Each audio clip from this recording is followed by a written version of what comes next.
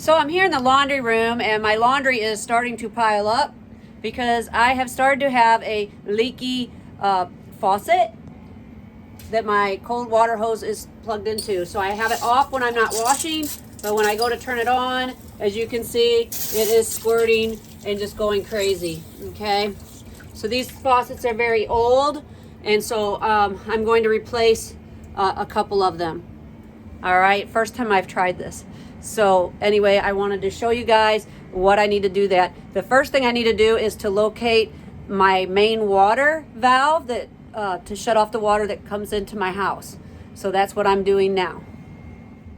And so here we are, and I've located the main shutoff valve for my water to my house, and it's in a secret hidden spot in my wall. As you can see, it had a panel hanging over it, and I took the panel off and looked inside, and there is my shutoff valve. So I am simply right now going to turn the valve all the way until it is completely off.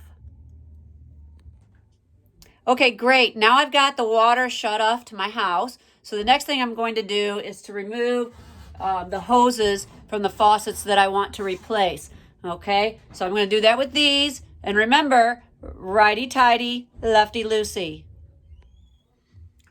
Okay, I got the hoses off, and so the next step is I'm going to remove the old faucets. And these have been on here for a very long time. They're very old, so I'm hoping that I don't have too much trouble getting that off of there.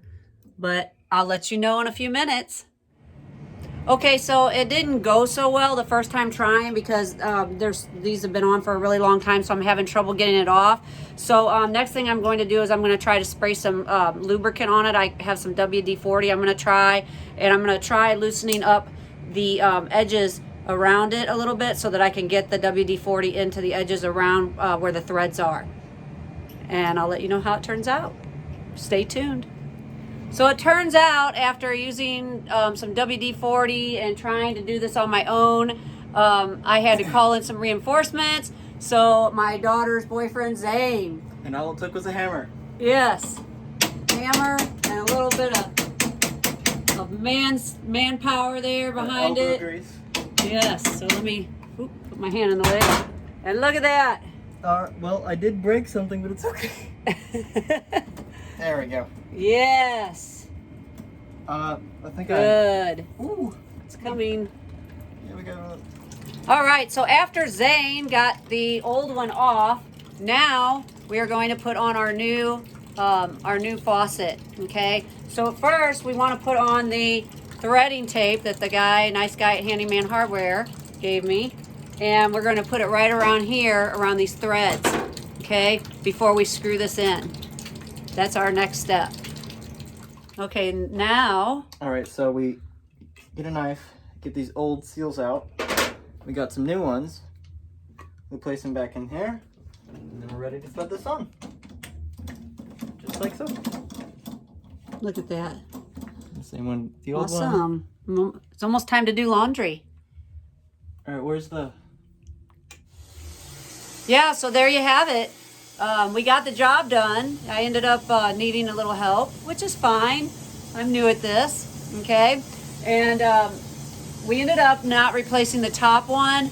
It was really stuck good, and it's harder to get it off because of this pole that moves. We didn't want to mess with that too much and maybe break the line coming in. So we went with the bottom one that was more secure to the wall. And so Zane was able to use a hammer and hammer it to get it to turn loose. And once we got it out, as you saw earlier, we put the tape thread on the new one and screwed that in, put our washer seals, or put our seals inside our washer hoses, and got those on there. I turned the water back on, the main water to the house, and voila, I'm back in business doing laundry.